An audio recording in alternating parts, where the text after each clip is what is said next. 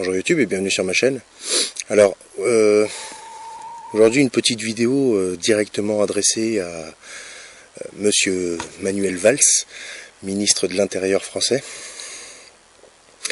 Donc, tout d'abord, je vais commencer par, pas me couvrir, mais enfin presque, en rappelant juste une petite chose. Ce ministre-là est à mon service, d'accord? Il est à mon service, il est mon employé. Je suis le peuple, il est au service du peuple. D'accord? Donc il est mon employé.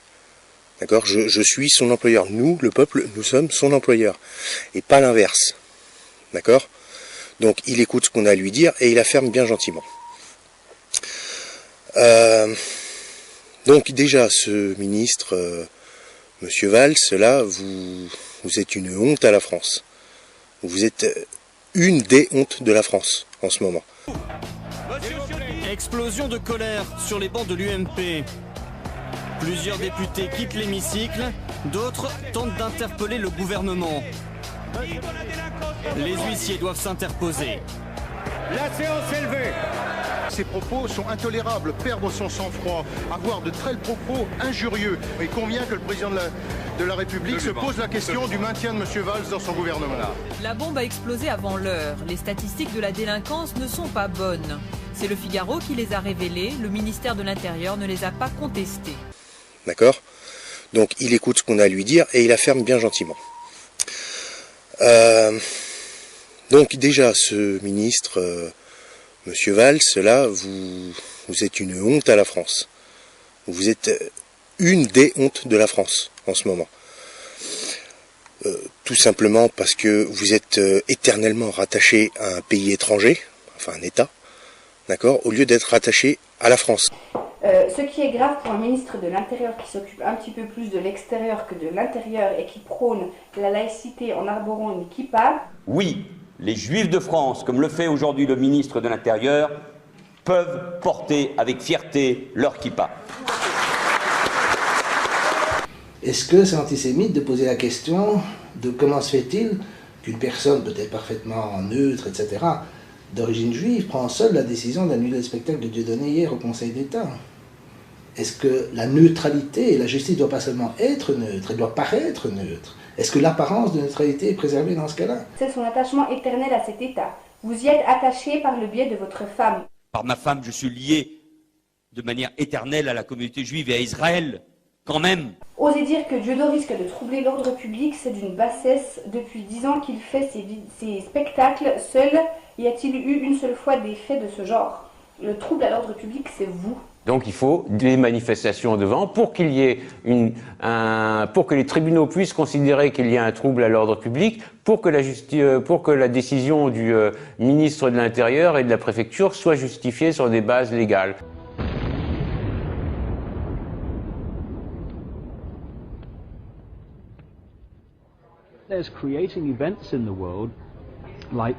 Il déclenche des événements comme les guerres et les attaques terroristes, les dévaluations et les krachs boursiers, pour que la population les appelle au secours.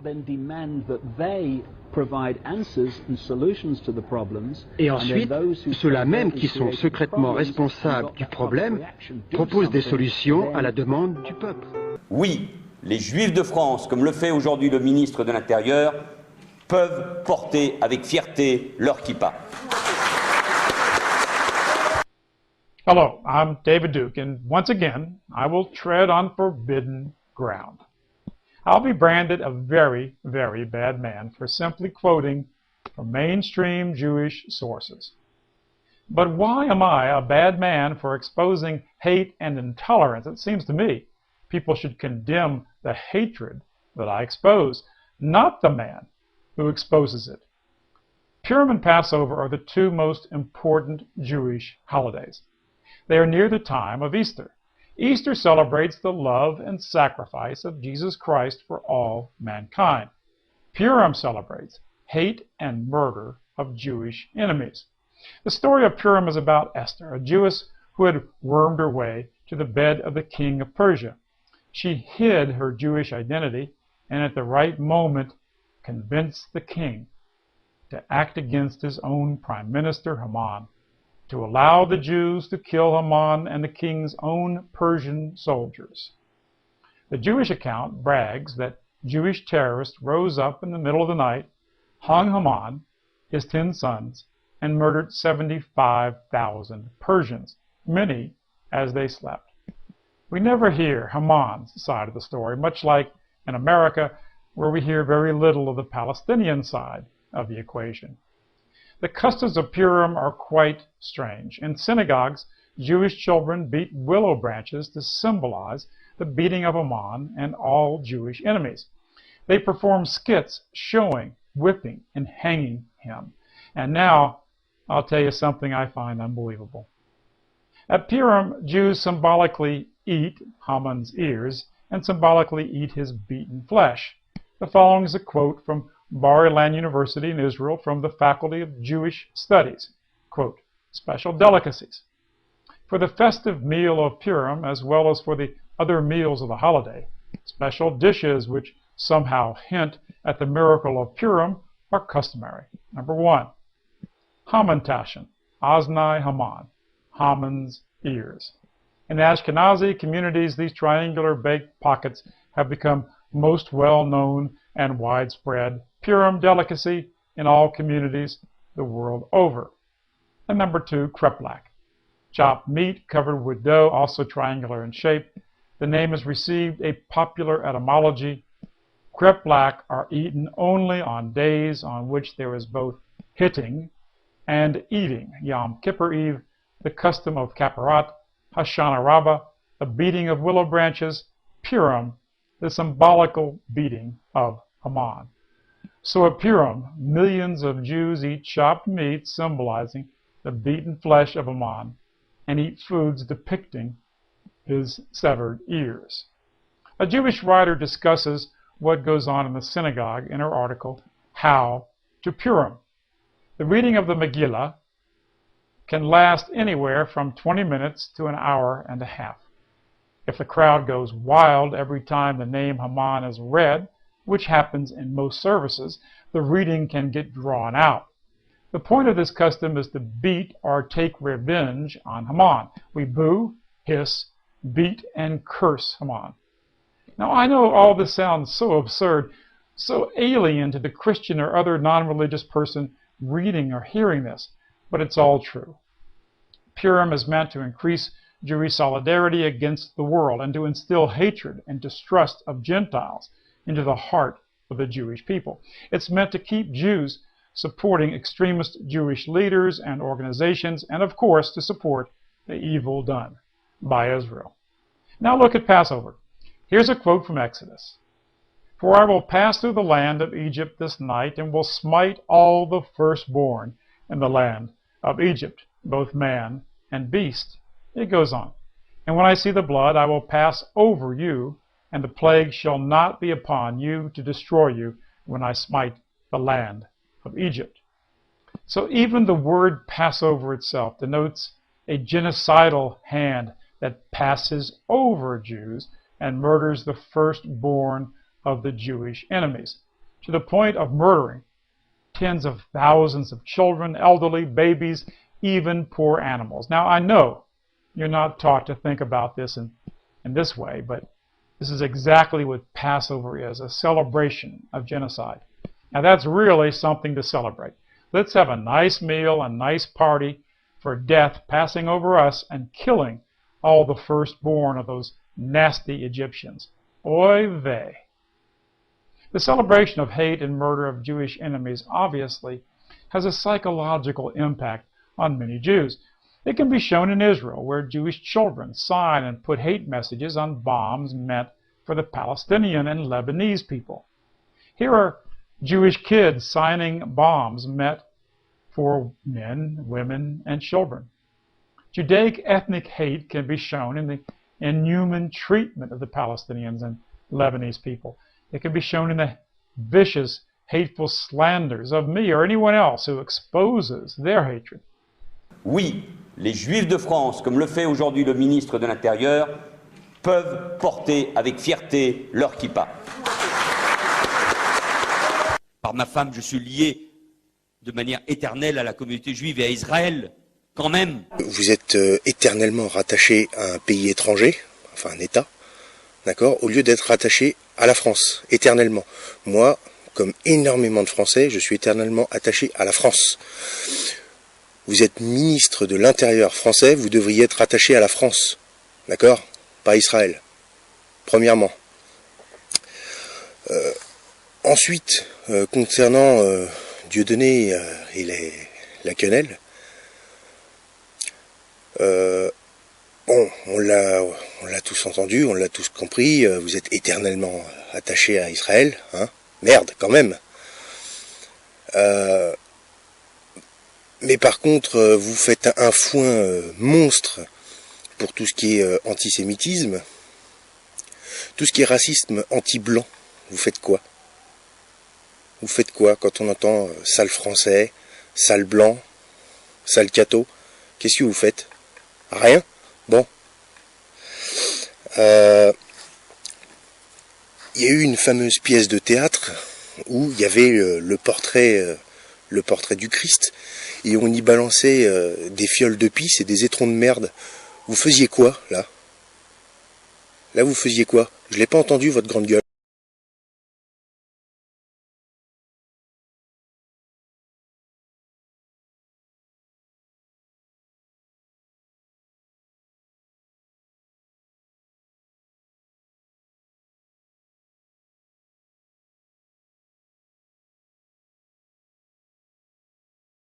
Judaism also hates Jesus Christ as it saw his message of love as a real threat to Jewish extremism and Jewish power. Peter Schaefer is the head of the Judaic Studies Department at Princeton. His book is Jesus in the Talmud. It is praised by prominent rabbis, and it shows how the Talmud, the chief book of Jewish law, claims that Jews, not Romans, crucified Jesus and that Jesus Christ is being, well, forever boiled in excrement. Publishers Weekly wrote, "What exactly is so scandalous? How about Jesus punished in hell for eternity by being made to sit in a cauldron of boiling excrement?" That image appears in early manuscripts of the Babylonian Talmud, as does a brief account of Jesus' trial and execution, not by the Romans, but by the Jewish High Court, the Sanhedrin. You ask me to suck. You and you fucking Jesus could kiss my ass, okay? Go away. Screw you. Whoa. Don't camera, no camera. I break your camera. Don't take picture, okay? Screw you, you Nazi. You fuck. Don't take camera. I break your camera. Don't take picture. Shabbat shalom. No picture. We don't want picture. Leave. You need to. You can't come in here. This is not your house. This is not your house. We killed Jesus. We're proud of it. Where are you? Did you record that?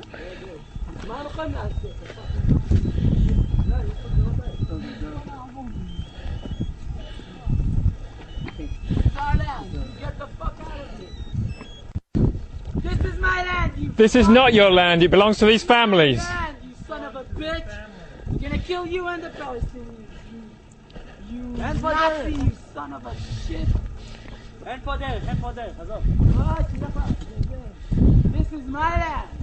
God gave it to me. Fuck you. Nazi. Call everyone you want. I'm gonna kill you. Bastard. This is my house. This is my land. God gave it to me. And fuck you.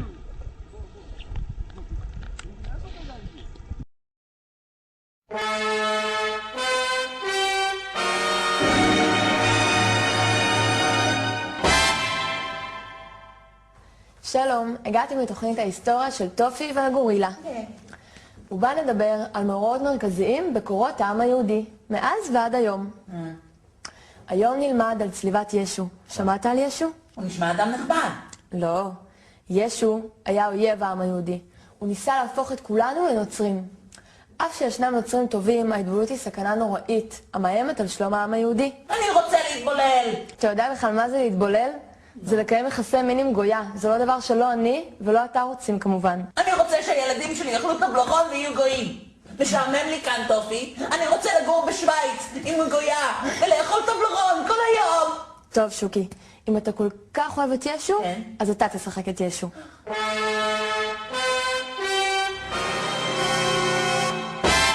אני הוא יהודה איש קריות. ואני ישו. אני רוצה שכולכם תהפכו לנוצרים ותאכלו חזיר וטבלרון ויהיה לכם כיף. אתם רוצים הצופים בבית? בגלל זה אני אצלוב אותך. איך אתה מעז להטיף ליהודים התמימים?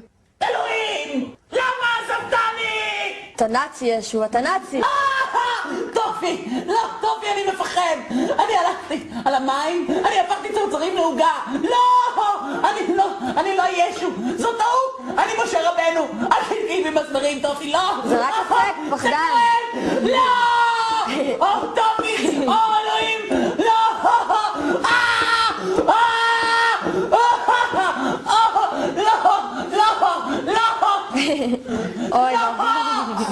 Les autorités ont cru faire plier les indignés catholiques par l'intimidation, les interpellations et même les gardes à vue.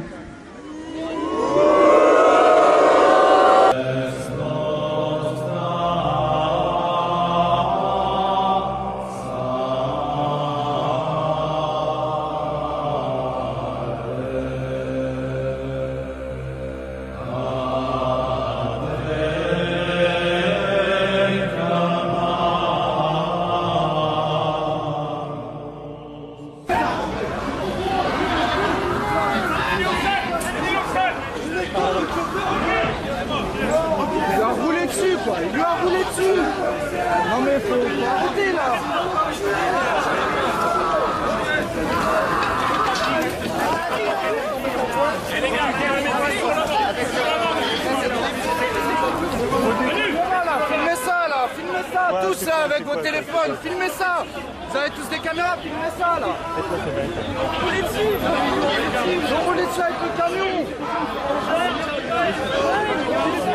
C'est des gamins. Les gars, ils ont 17 filles. Les gars, c'est le bordel. Ici le chauffeur. Arrêtez les gars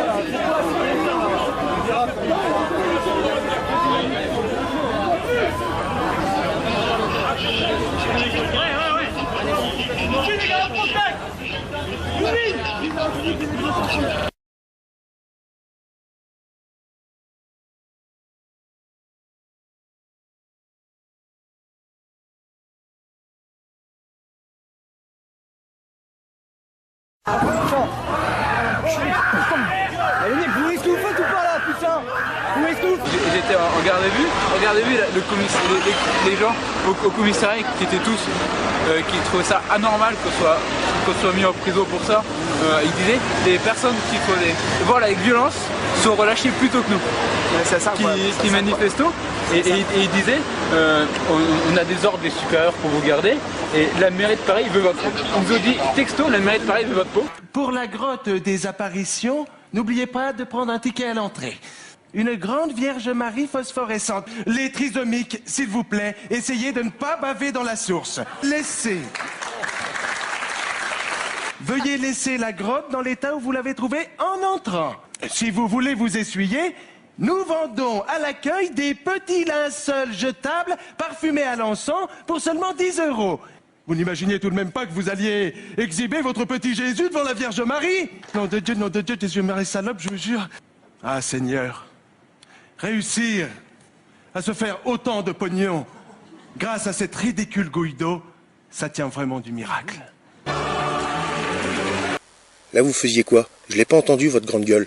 Si n'importe qui avait fait ça avec le drapeau d'Israël, hein, là, c'était la peine de mort, là. Bon, là, par contre, c'est une religion pour laquelle vous n'en avez rien à foutre, alors c'est pas, ça vous concerne pas, vous vous tamponnez, c'est ça? Sébastien Boucher, c'était sa première fois et au moins, il est allé au bout de son sketch, même si on était dans le sujet, hein, il a vraiment traité le sujet à fond, on sent qu'il est... J'ai envie de le revoir, voilà. Voilà. Je trouvais ça vraiment réussi. Le sujet était audacieux, le texte était pas facile et provoquant, très provoquant. J'ai vraiment envie de vous encourager. J'ai pas beaucoup ri, j'étais un peu gêné. Moi, j'ai toujours du mal avec le blasphème. Je sais pas, j'ai une espèce de gêne. J'ai une espèce de gêne, surtout que j'ai l'impression toujours pareil, et pourtant je suis pas chrétien, je suis pas catholique. Avec la religion catholique, on peut tout se permettre, alors qu'avec les autres religions, on peut absolument rien dire sans avoir des interdictions d'antenne.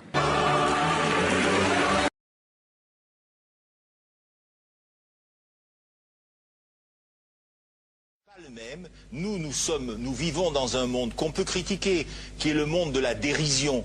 Vous le savez bien, et dans les médias, je dirais, le monde de la dérision, on se moque de tout. Le fait que ça se fasse me satisfait. Parce que ça veut dire que nous avons... Qu'on est libre. Et c'est pour ça que... C'est l'autocensure, ça, Jamel. Tu comprends ce que je veux dire? Si on commence à pas faire de dessin pour pas choquer les musulmans... Non, si on fait...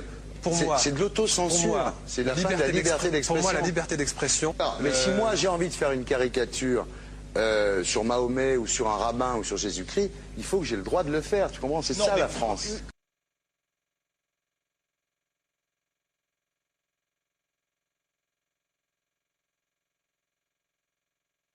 Non, mais vous pensez pas que c'était à vous de vous excuser, non? En disant le sketch n'était pas très drôle, je suis désolé si j'ai blessé des gens. Voilà, excusez-moi, voilà, c'est une connerie. C'est mon travail. Mais vous ne referiez pas le même sketch quand même. Mais le spectacle que je fais reprend en grande partie les lignes de ce sketch. Mais il y a un truc que je ne comprends pas sur cette affaire, c'est qu'à aucun moment vous avez senti le besoin de vous excuser et que vous en avez rajouté. C'est tellement surprenant, c'est tellement inadmissible que j'en suis choqué. Voilà. Dans un pays où on peut parler, on peut s'exprimer. Et là, pourquoi tout d'un coup, sur un sujet, on ne pourrait pas s'exprimer? C'est la seule chose que je Vous savez bien pourquoi on ne peut pas s'exprimer. Pourquoi? Parce que dans ce pays, on a envoyé pendant la guerre des juifs dans des chambres à gaz et que ça crée un petit problème quand même. Vous voyez ce que je veux dire? Mais dans ce pays, on a envoyé pendant 400 ans des centaines de millions de Noirs et 400 ans d'esclavage. Et pourtant, ça n'a pas empêché Michel Leb de faire un sketch qui m'a fait marrer, où il faisait un Noir, puis à la fin, il faisait un singe, et en parlant des narines, en parlant des lunettes. En tout cas, lui, il n'a pas été interdit d'exercer son travail, il a même eu la Légion d'honneur. Quelqu'un qui a toute sa famille, qui a été exterminé dans un camp de concentration, et qui voit quelqu'un à la télé qui dit « Israël ». Vous vous rendez compte? Enfin, je ne sais pas. Mais on peut pas. Il y a des moments où même si on connaît les gens, même si on les a invités, on leur dit non, c'est plus possible. Comme Alain Soral, qu'on a reçu ici d'ailleurs. Vous l'avez reçu, Alain Soral. Mais qu'on ne recevra plus, parce que compte tenu de ce qu'il a dit, on ne peut pas le recevoir. Vous vous rendez compte de ce que vous arrivez à dire? Je trouve incroyable que j'ai pu faire un sketch sur le mollah Jean-Christophe, j'ai pu faire un sketch sur le curé. Là, je fais un sketch sur un colon israélien, et tout d'un coup, c'est l'hystérie. Non, moi je vous trouve, vous le savez bien, je vous ai toujours trouvé très drôle et en plus très bon comédien. Et je suis un peu désolé, pour vous dire la vérité, je vous parle amicalement, je suis un peu désolé de vous voir vous enfoncer là-dedans, parce que c'est peut-être la dernière fois que je vous invite, Diodo. Si je ne suis plus invité, je ne serai plus invité. Mais je ne peux pas aller contre ma conscience, c'est contre ma dignité. Je ne peux pas. J'ai une dignité et j'ai une conscience. Est-ce que vous êtes prêt là, avant... Est-ce que vous êtes prêt là? Quelles excuses êtes-vous prêt à faire là? Et c'est pour ça que... C'est l'autocensure, ça, Jamel. Tu comprends ce que je veux dire? Si on commence à pas faire de dessin pour pas choquer les musulmans... Non, si on fait... Pour moi, c'est de l'autocensure. C'est la fin de la liberté d'expression. Pour moi, la liberté. Et là, pourquoi tout d'un coup, sur un sujet, on ne pourrait pas s'exprimer? C'est la seule chose que je Vous savez bien pourquoi on ne peut pas s'exprimer. Pourquoi? Parce que dans ce pays, on a envoyé pendant la guerre des juifs dans des chambres à gaz et que ça crée un petit problème quand même. Vous voyez ce que je veux dire? D'accord. Mais si moi j'ai envie de faire une caricature sur Mahomet ou sur un rabbin ou sur Jésus-Christ, il faut que j'ai le droit de le faire. Tu comprends? C'est ça la France. Sur Mahomet ou sur un rabbin ou sur Jésus-Christ ou sur un rabbin ou sur un rabbin ou sur un rabbin. Monsieur Fauziel, vous avez invité sur votre plateau l'humoriste musulman Jamel Debbouze. Bravo, de mieux en mieux. Le service public. À l'heure où le terrorisme, monsieur international, menace nos femmes et nos enfants, vous trouvez judicieux d'offrir la parole à ce moudjahidine du rire. Laisse j'en suis. Fous-toi de ma gueule. Continue. Il vient de l'écrire, hein. Il fallait l'écrire avant, camarade. Un dangereux agitateur. Hein je t'ai reconnu. Attends, laisse. Certainement un coquinet au milieu d'intégristes, enfin j'en parle. Avez-vous seulement pris, monsieur Fogiel? Oui. Avez-vous seulement pris la précaution de le fouiller avant qu'il rentre sur ce plateau? Je vous pose la question. Oui, plusieurs fois. Ariane s'y est prêté. Oh non, pas la peine de me répondre, je vous vois d'ici l'embrasser, se renifler le cul, on connaît. C'est le show business, tout va bien, pauvre France. Pourquoi? C'est la liberté, c'est ça. Et là, pourquoi tout d'un coup, sur un sujet, on ne pourrait pas s'exprimer? C'est la seule chose que je vous savez bien pourquoi on ne peut pas s'exprimer. Quand je vois Gérard Proust qui dit coloniser la Palestine, pour coloniser, il faut exploiter les ressources, mais en Palestine, à part si on veut des Mercedes des années 60, l'huile d'olive et le sable, je vois pas, tout le monde rigole. Alors si on peut rigoler de ça, pourquoi on ne peut pas rigoler des colons israéliens? Tous les ennuis de Dieudonné ont commencé parce qu'il s'est moqué d'un colon israélien. Alors, il faut savoir ce qu'on veut. Ou bien, tu vois, moi, j'ai toujours dit, je ne suis pas... À la limite, on pourrait interdire ces spectacles si on faisait un procès contradictoire où on montre toutes les autres formes d'humour. Des proches, Coluche, mais aussi Gérard Proust, aussi... comment dirais-je, Nathalie Sarraute qui dit voilà, regardez-nous les Juifs, comment on a exploité notre Shoah, on l'a vendu partout, on s'est couvert d'argent, etc. Et les Arméniens, tout ce qu'ils savent faire, c'est s'asseoir dans la rue. Bon, peut-être pas ce qu'il y a de mieux. Qu'on montrerait les photos des couvertures de Charlie Hebdo, montrant Dieudonné avec un petit cerveau, appeler ça un point de détail, peut-être pas ce qu'on fait de mieux en matière d'antiracisme, sortir les blagues de Carlos, qu'est-ce qui sépare l'homme de l'animal, la Méditerranée, etc. etc. Qu'on ressorte tout ça et qu'on compare tout cela avec les blagues soi-disant antisémites de Dieudonné, et qu'on me dise où est le scandale, où est qu'est-ce qui est choquant, qu'est-ce qui ne l'est pas, ou qu'on refasse le sketch de Michael Leib, l'Africain, où il dit non, c'est pas les lunettes, c'est mes narines, etc. etc. Je sais pas, si ça c'est antiraciste, alors je sais pas ce que Dieudonné a tellement scandaleux. Ce que je voudrais savoir, c'est que pourquoi vous tous, vous imitez les Noirs, les Jaunes et les Arabes, et vous n'avez jamais osé toucher aux Juifs, alors qu'il n'y a qu'un seul qui le fait, c'est un Juif, c'est Popek. Et là, pourquoi tout d'un coup, sur un sujet, on ne pourrait pas s'exprimer? C'est la seule chose que je vous savez bien pourquoi on ne peut pas s'exprimer. Marjorie? Pareil, enthousiaste. Un youpi de Patrick? Un youpi. Eh bien, écoutez, ça fait 3 youpis. Et non, 3 youpins.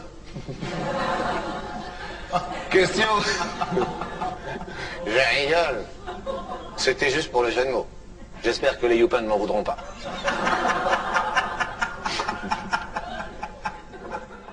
Un jour comme ça, il y a quelqu'un qui gagne et vous dites bravo, ça fait 3 youpis pour Patrick, et vous rajoutez non, ça fait 3 youpins. Donc bon, voilà, c'est le dérapage, c'est le... Vous vous enfoncez après, vous dites j'espère que les youpins m'en voudront pas. C'est là où c'est devenu un peu grave. Pourquoi? C'est la liberté, c'est ça. Et là, pourquoi tout d'un coup, sur un sujet, on ne pourrait pas s'exprimer? C'est la seule chose que je vous savez bien pourquoi on ne peut pas s'exprimer. C'est parce que d'abord, c'est vrai qu'ils sont intouchables.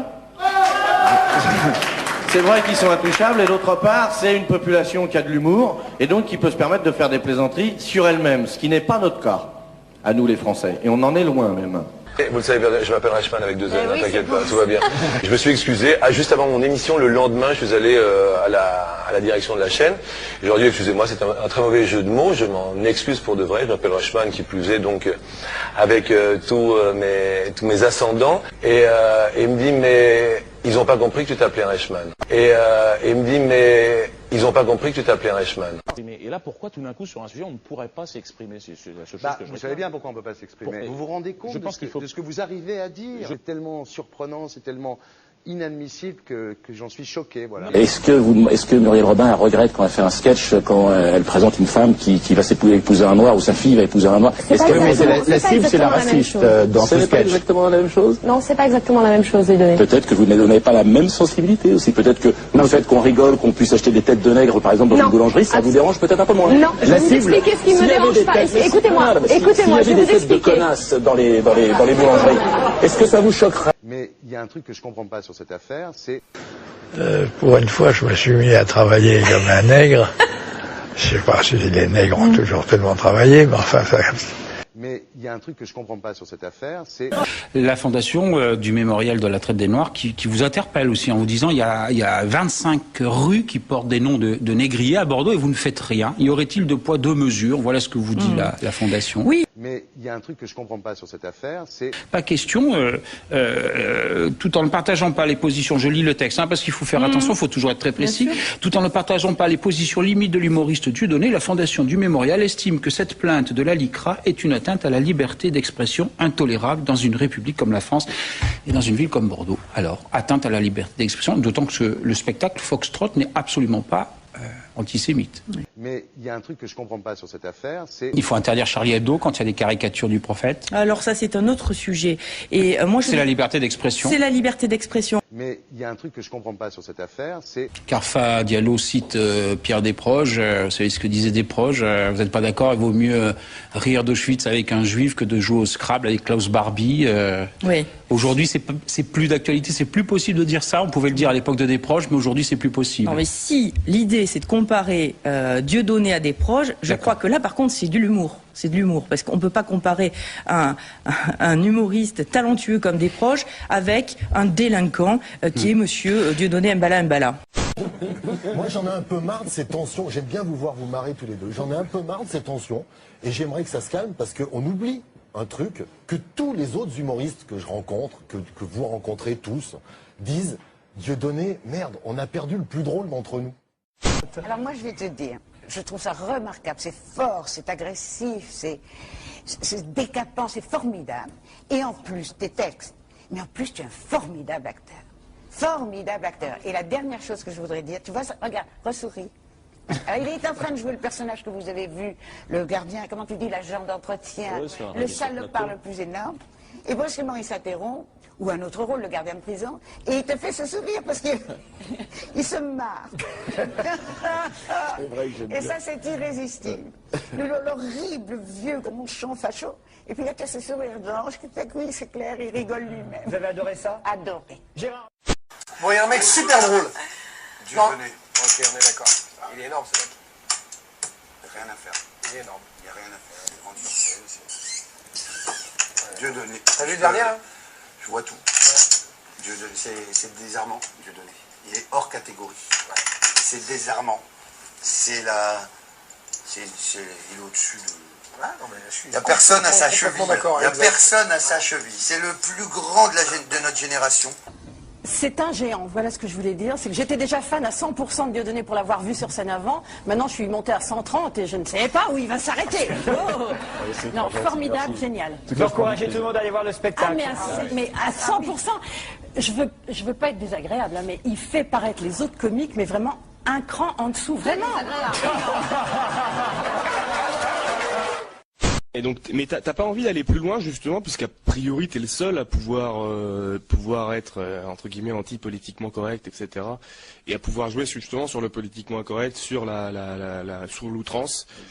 Le seul, t'as les Grolandais quand même qui sont là, t'en as plein, et puis t'as Dieudonné. Ouh là là, Dieudonné, c'est quand même le seul mec qui fait des sketchs de comique et qui a du talent, quoi. Je déteste ce garçon. J'adore ce garçon.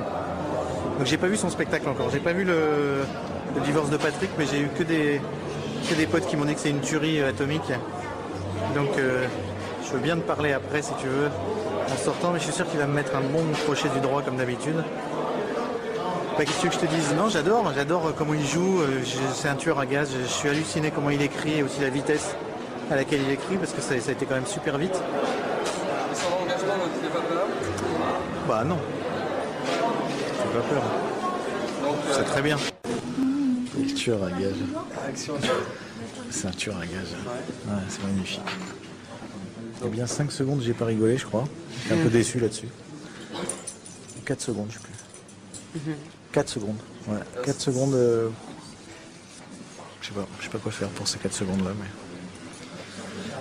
Donc finalement, tu suis dans son combat? Bah, bien sûr, je suis dans son combat. C'est un beau combat.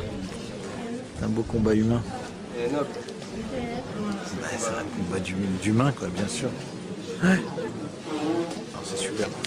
C'est vraiment, il a vraiment la classe. La super classe. Il est très très fort. Je suis quand même toujours épaté. C'est un gâchis, c'est un super acteur, vraiment, je suis bien placé pour le savoir. C'est un acteur incroyable, qui a une puissance comique incroyable. Dieudonné, c'est à part, vraiment, c'est même en dehors des spectacles. Ouais. Moi je lui reproche un truc énorme, c'est qu'il a tué un grand comique, c'était un immense comique, Dieudonné. Moi j'avais été voir Le Divorce de Patrick, j'étais tombé du ciel.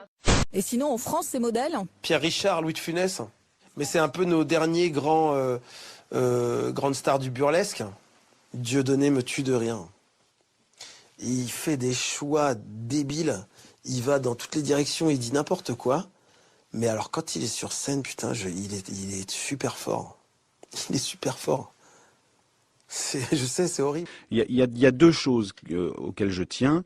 Je tiens à préciser que le type, je ne m'occupe pas de ce qu'il dit en dehors de ses spectacles. Moi, je ne vois que ses spectacles. Ah, c'est le comique qui vous intéresse, en fait. C'est même l'acteur et l'auteur. Ouais. Je trouve que c'est quelqu'un qui est proprement génial. Je suis pas le seul à le penser. Tout le monde, même ceux qui ne lui parlent plus, admettent que c'est un de nos meilleurs. Et d'autre part, je pense que je suis 100 fois plus en colère et honteux d'être dans un pays qui lui coupe la parole et qui l'empêche de faire la promo de ses spectacles et qui le chasse des salles où il est obligé de jouer dans un bus. Je nous trouve sales pour faire ça. Là, on a une espèce de blacklist incroyable. Mais encore une fois, je pense que ce qui me met le plus en colère, c'est qu'on empêche ce type de parler. On n'est pas dans un pays où on empêche les types de parler. Mais oui, récemment, j'étais à Alger, au Salon international d'Alger, et j'ai entendu un ministre de la Culture algérienne être furieux sur un de ses employés, on va dire, du ministère, qui avait interdit un débat avec le journal Al-Watan, qui était, je crois, opposé au gouvernement. Mais elle a simplement dit, voilà, c'est inacceptable d'interdire les débats. Et ça, c'est dans un pays qui est, soi-disant, une dictature, qui est musulman et tout ce que vous voulez. Mais je remarque, et d'ailleurs, quelqu'un que je ne citerai pas, mais un intellectuel français éminent qui était là, a dit... c'est pas Philippe Etty qui ferait ça, quoi. Moi, j'aime beaucoup Dieudonné, mais on dit toujours qu'on peut rire de tout, mais pas avec n'importe qui. Et je crois qu'il a fait une petite erreur là-dessus. Mais en tout cas, je pense que c'est de loin le meilleur.